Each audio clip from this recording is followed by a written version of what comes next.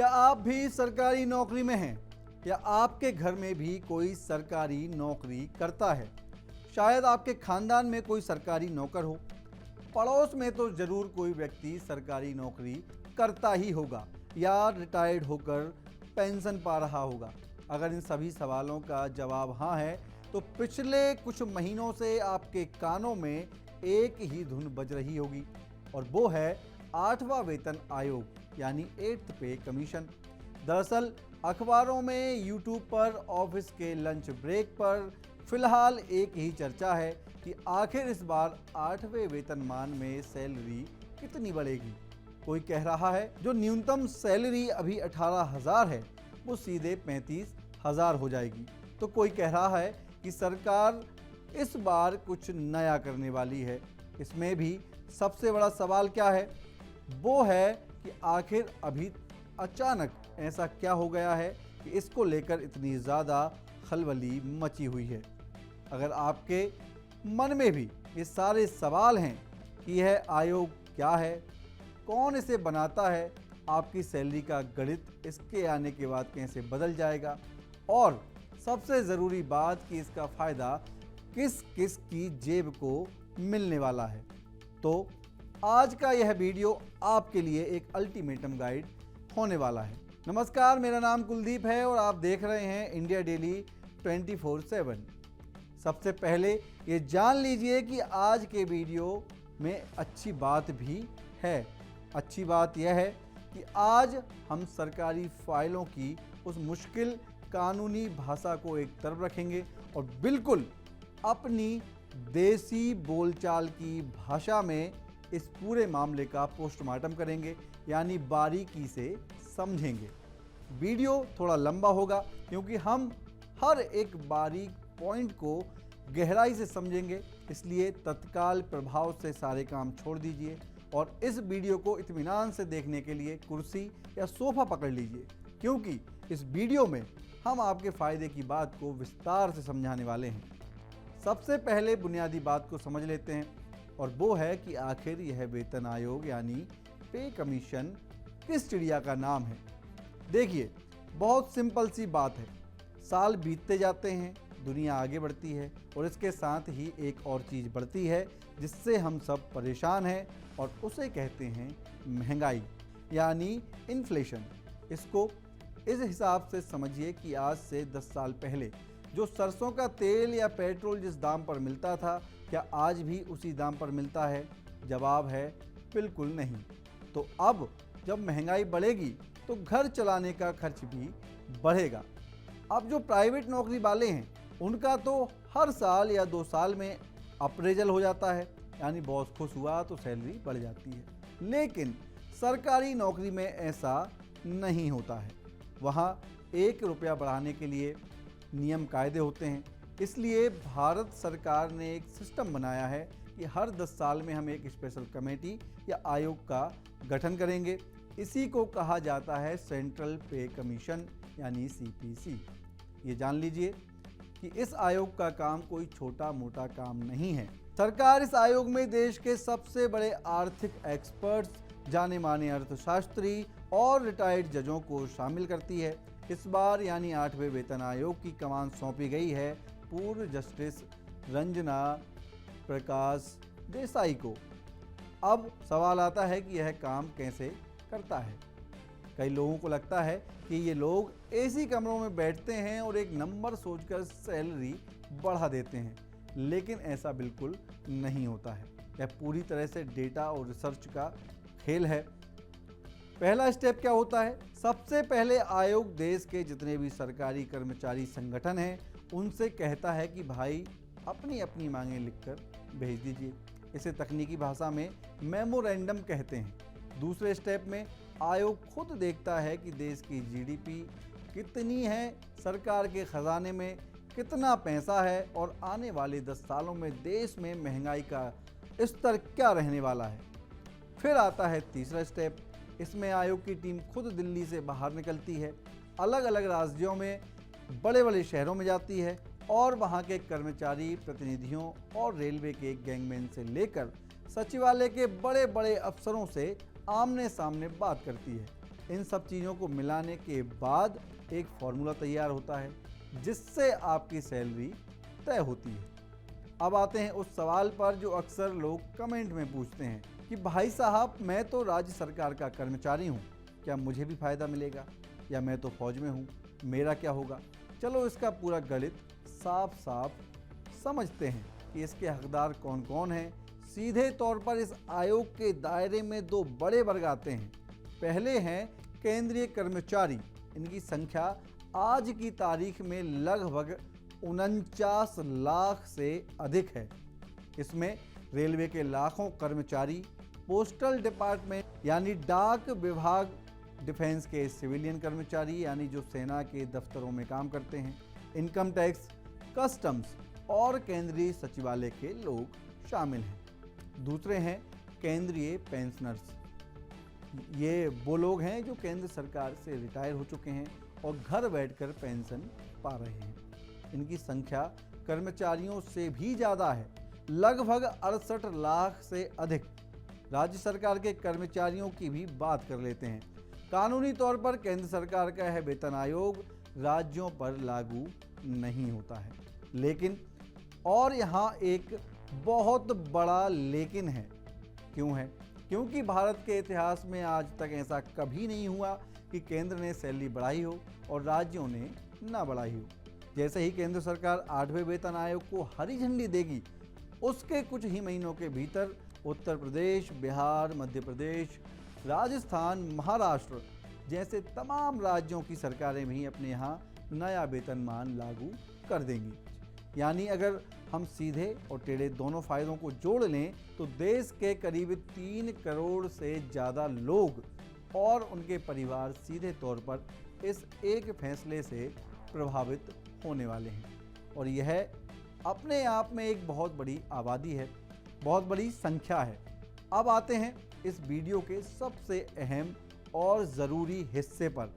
आप सोच रहे होंगे कि यार, जब यह हर 10 साल में होता है तो अभी जून 2026 में अचानक इतनी खबरें क्यों आने लगी हैं?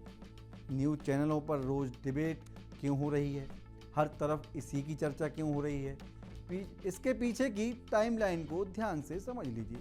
दरअसल जो इससे पिछला यानी 7वां वेतन आयोग था वो लागू हुआ था 1 जनवरी 2016 को। नियम के मुताबिक 10 साल पूरे हो रहे थे 31 दिसंबर 2025 को, यानी 1 जनवरी 2026 से नया पे कमीशन बैठ जाना चाहिए था। इसी को देखते हुए सरकार ने बहुत ज़्यादा देरी ना करते हुए 3 नवंबर 2025 को बाकायदा गजट नोटिफिकेशन जारी करके 8वें वेतन आयोग के गठन का ऐलान कर दिया था। तो फिर असली हलचल अभी क्यों हो रही है? ये भी एक बड़ा सवाल है। इसकी दो बहुत बड़ी वजहें हैं। पहली है 15 जून 2026 की डेडलाइन। दरअसल आयोग ने सभी कर्मचारी संगठनों और यूनियनों को अपनी मांगें यानी मेमोरेंडम ऑनलाइन सबमिट करने के लिए जो आखिरी तारीख दी थी वो थी 25 जून 2026। यह तारीख अभी अभी गुजरी है। आयोग ने साफ कह दिया था कि इसके बाद हम एक दिन का भी समय नहीं लेंगे। यानी अब सारी मांगें आयोग की टेबल पर पहुंच चुकी हैं। अब सस्पेंस इस बात का है कि आयोग इनमें से क्या क्या मानने वाला है। दूसरी वजह क्या है? वो है देश भर में बैठकों का दौर। आयोग इस समय एक्शन मोड में है। जून की आखिरी हफ्ते यानी 22-23 जून में लखनऊ में एक बहुत बड़ी बैठक होने जा रही है। इसके तुरंत बाद जुलाई 2026 में आयोग की टीम भुवनेश्वर और कोलकाता का दौरा करने वाली है। वहां पर कर्मचारियों के साथ आमने सामने की चर्चा होगी, यानी बैक स्टेज पर काम बहुत तेजी से चल रहा है। अब आपके मन में एक सवाल आएगा और वो है कि आखिर ये लागू कब होगा, हमारे खाते में पैसा कब आएगा, वो भी जान लीजिए। कागजी तौर पर यह आयोग 1 जनवरी 2026 से प्रभावी माना जाएगा, लेकिन सरकार ने आयोग को अपनी फाइनल रिपोर्ट बनाने के लिए 18 महीने का समय दिया है। इसका सीधा सा मतलब यह है कि आयोग अपनी अंतिम रिपोर्ट 2027 के मध्य के आसपास सरकार को सौंपेगा। उसके बाद कैबिनेट की मंजूरी मिलेगी और यह लागू होगा। लेकिन यहाँ आपके लिए एक बहुत अच्छी खबर भी है। वो क्या है? वो ये कि लागू भले ही यह 2027 में हो, लेकिन आपको पैसे का नुकसान नहीं होगा। आपको 1 जनवरी 2026 से लेकर लागू होने वाले दिन तक का पूरा पैसा एरियर यानी बकाये के रूप में एक साथ मिलेगा। सोचिए, जब एक 1.5 साल का बड़ा हुआ पैसा एक साथ बैंक अकाउंट में आएगा तो वो रकम कितनी मोटी होगी। अब उस टॉपिक पर आते हैं जिसके लिए आप सब ने इस वीडियो पर क्लिक किया है, इसे देख रहे हैं, और वो है कि मेरी सैलरी में कितने रुपए बढ़ेंगे। गणित समझाइए। तो चलिए बिल्कुल आसान शब्दों में कैलकुलेटर खोलते हैं। सैलरी बढ़ने के पीछे सबसे बड़ा खेल होता है एक शब्द का, जिसे कहते हैं फिटमेंट फैक्टर। सरल भाषा में कहें तो फिटमेंट फैक्टर वो गुणांक है जिससे आपकी पुरानी बेसिक सैलरी को मल्टीप्लाई किया जाता है और आपकी नई बेसिक सैलरी निकल कर आती है। 7वें वेतन आयोग में यह फिटमेंट फैक्टर 2.57 था, यानी अगर किसी की बेसिक सैलरी 10,000 थी तो वो बढ़कर 25,700 रुपये हो गई थी। इस बार यानी 8वें वेतन आयोग में कर्मचारी संगठनों की मांग बहुत भारी है। यूनियन वाले ये कह रहे हैं कि महंगाई बहुत बढ़ गई है, इसलिए फिटमेंट फैक्टर को बढ़ाकर सीधे 3.68 या 3.83 किया जाए। अगर सरकार कर्मचारियों की बात पूरी तरह मान लेती है, जिसकी उम्मीद थोड़ी कम होती है, तो सैलरी में बम्पर उछाल आएगा। लेकिन अगर सरकार हमेशा की तरह बीच का रास्ता निकालती है और इसे 2.60 से 3.00 के बीच भी रखती है तो भी बड़ा बदलाव होगा। आइए टेबल के जरिए देखते हैं कि मांग क्या है और अनुमान क्या है। 3 पॉइंट्स पर इसको समझ लेते हैं। पहला है सैलरी का कंपोनेंट, दूसरा है अभी क्या स्थिति है यानी 7वें वेतन आयोग का स्टेटस, और तीसरा 8वें वेतन आयोग में क्या मांगें रखी गई हैं। फिलहाल न्यूनतम बेसिक सैलरी 18,000 रुपये महीना है। यूनियनों ने इसे 32,000 से 35,000 करने की मांग कर रही है। अभी फिटमेंट फैक्टर 2.57 है, यूनियन इसे 3.68 या 3.83 करने की मांग कर रही है। इंक्रीमेंट की अभी की स्थिति 3% सालाना है, यूनियन से 5% सालाना करने की मांग कर रहे हैं। और पेंशन का नियम फिलहाल आखिरी सैलरी का 50% है और यूनियन इसे 67% करने की मांग कर रहे हैं। यहाँ एक और मज़ेदार पैंच है जिसे कहते हैं डीए मर्जर। अभी जनवरी 2026 से केंद्रीय कर्मचारियों का महंगाई भत्ता यानी डीए बढ़कर 60% हो चुका है और उम्मीद है कि जुलाई 2026 में यह 3% और बढ़ जाएगा, 63% हो जाएगा। जब 8वां वेतन आयोग लागू होगा तो यह सारा का सारा महंगाई भत्ता आपकी बेसिक सैलरी के अंदर जोड़ दिया जाएगा और आपका नया डीए फिर से 0% से शुरू होगा। इससे आपकी ग्रेच्युटी, पीएफ और बाकी भत्ते भी अपने आप बहुत ज़्यादा बढ़ जाएंगे। तो दोस्तों पूरा मामला एकदम साफ है। 8वें वेतन आयोग का पहिया घूम चुका है। 15 जून की डेडलाइन खत्म होने के बाद अब गेंद पूरी तरह से आयोग और सरकार के पाले में है। हालांकि पैसे हाथ में आने में 2027 तक का इंतज़ार करना पड़ सकता है, लेकिन जैसा कि मैंने कहा मिलेगा पूरा पैसा और वो भी एरियर के साथ। तो देर है पर अंधेर नहीं है।